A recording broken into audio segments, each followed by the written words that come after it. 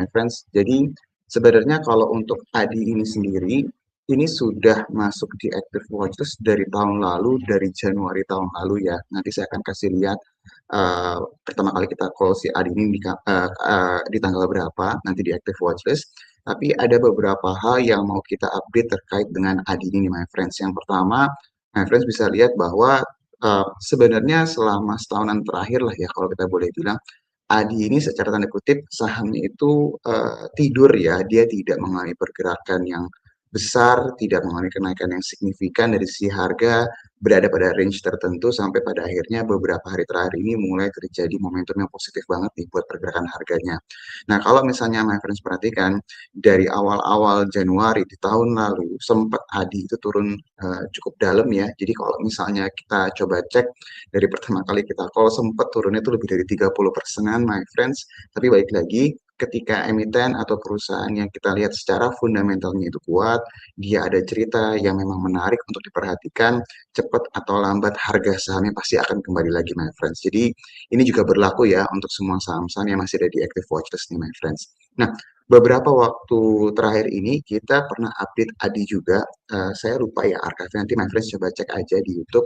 ADI itu pembahasan di awal tahun ini atau akhir tahun lalu yang menjadi salah satu observasi menarik kita sebenarnya beberapa waktu terakhir ini adalah ketika ADI itu membagikan dividen interim my friends.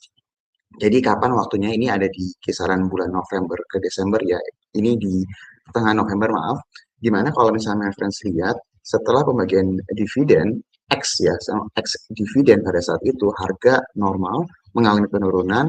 Setelah itu harga turun lebih dalam lagi, my friends. Tapi beberapa waktu kemudian di awal-awal tahun 2026 harganya mulai recover nih. Nah, ini menjadi salah satu observasi yang menarik buat kami. Kenapa? Karena normalnya perusahaan yang membagikan dividen interim, apalagi dalam jumlah yang besar, pada saat itu yieldnya tergolong cukup besar ya, nggak sampai double digit, tapi waktu itu di harga-harga pada saat itu tuh di atas 5% lebih, 6 atau 7%-an seingat saya waktu itu my friends. Nah, kalau my friends perhatiin, harganya mulai recover dan mulai melebihi harga di atas pembagian dividen interim pada saat itu. Itu salah satu observasi yang kita perhatiin.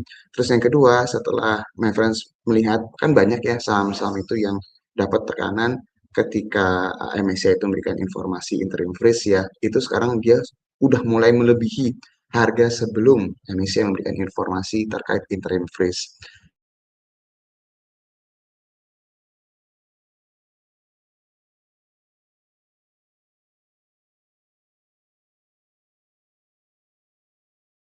Hype ya beberapa waktu terakhir ini.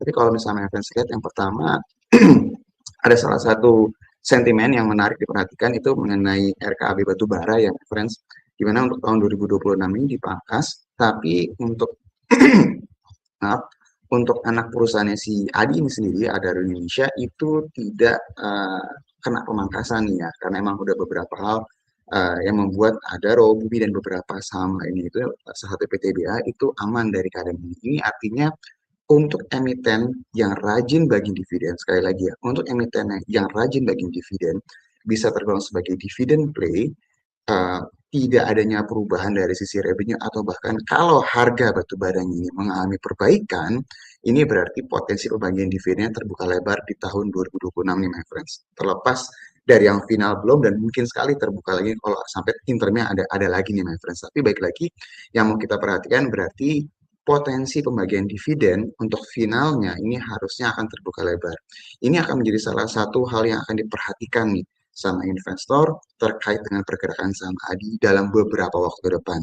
Jadi buat tipikal investor yang sukanya apa value investor ya terus value investing maaf suka dengan dividen, ADI ini momentumnya sudah mulai bergerak ke arah sana nih. Ini yang kita perhatikan ya friends. Terus juga kalau kalian perhatikan juga ada pergerakan dari grup tertentu yang memang seirama nih. Jadi kalau misalnya my friends perhatiin baik MDKA, ADMR, ADRO, ADI, MBMA itu dari awal tahun tuh pergerakannya sangat positif sekali ya dan beberapa hari terakhir ini pergerakannya ini sangat-sangat positif banget. Jadi kita melihat gak hanya dari sisi sentimen yang terbaru dari sisi RKB, terus juga dari sisi grupnya bergerak bersamaan ya, ini bisa jadi salah satu sentimen yang positif juga ya my friends.